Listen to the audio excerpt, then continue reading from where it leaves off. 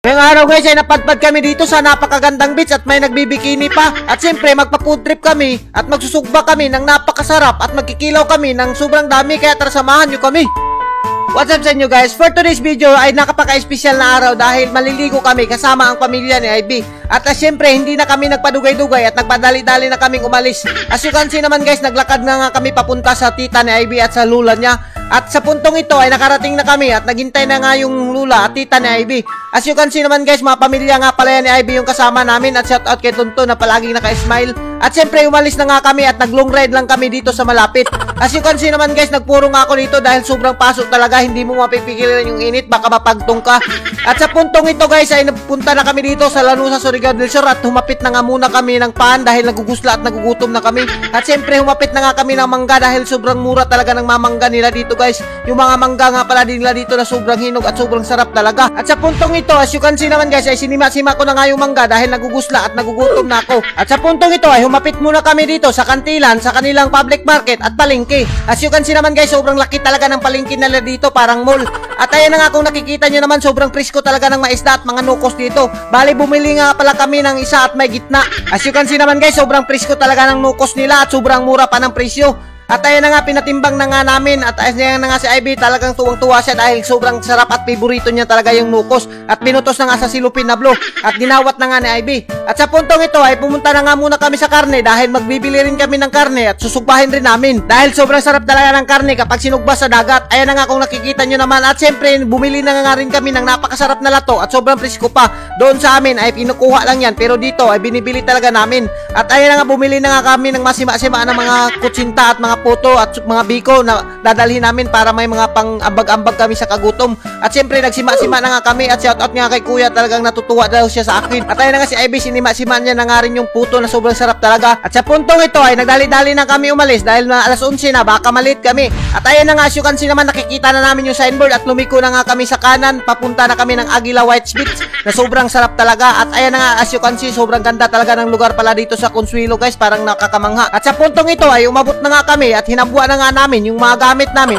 At ayun na nga si Tonton at kami lang yung dalawa, yung lalaki dito, kaya kami yung tabang-tabang. At ayun na nga, nagantay na nga sila sa entrance. Mayroon nga pala silang entrance dito guys na sobrang sarap talaga.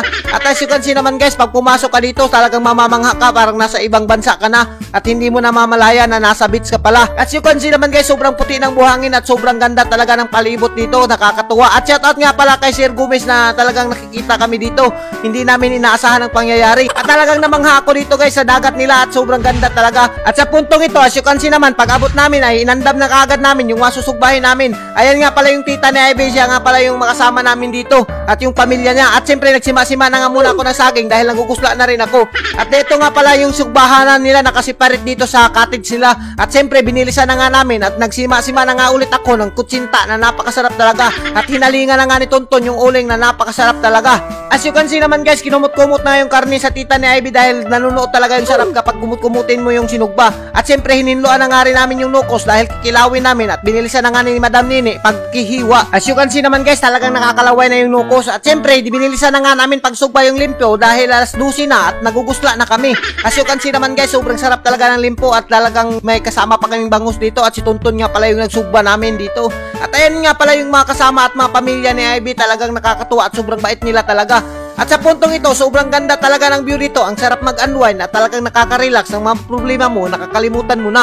At sa puntong ito, as you can see naman, hiniwa ko na nga yung pipino at bilisan ko na dahil nagugusla na kami. At binaliktad na nga ni Tonton yung sinugba namin na napakasarap talaga. At as you can see naman guys, binilisan ko na nga rin paghiwa yung mga lamas natin na napakasarap at sobrang ganda talaga. At lumagsik pa nga yung duga niya at ayan na nga, napuling pa nga ako. At sa puntong ito ay nanam-anam ko na nga paghiwa yung sinugba na napakasarap at sobrang napapagod na talaga. As you can see naman guys, sobrang sarap talaga ng sinugba. Sa hindi nakakalam, dati nga pala akong chef kaso na football lang dahil sobrang sipag ko daw. Ayaw na nang may-ari sa akin. At as you can see naman, tinilawan na nga ni Ivy yung sinugba na napakasarap talaga at sobrang naglalaway na. At siyempre yung lato natin hindi magpapahuli. At ayan na nga, dinala na nga ni Ivy yung mga niluto namin para simulan na namin ang main event, yung kainan.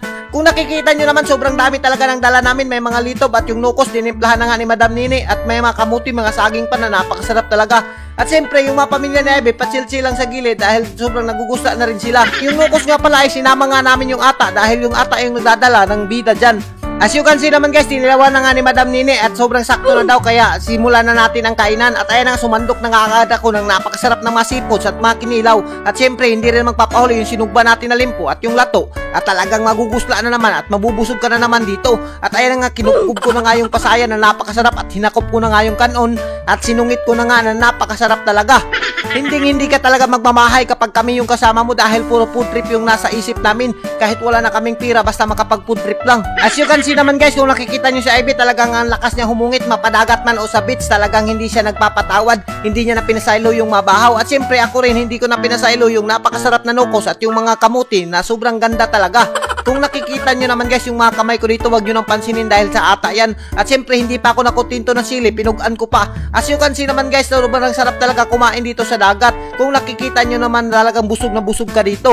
At siyempre, pagkatapos namin kumain, ay nag-relax muna kami dito sa gilid. At you can see naman guys, sobrang sarap talaga ng mga kutsinta na dala namin. At kung nakikita nyo yung buhangin, sobrang puti talaga ng white sand.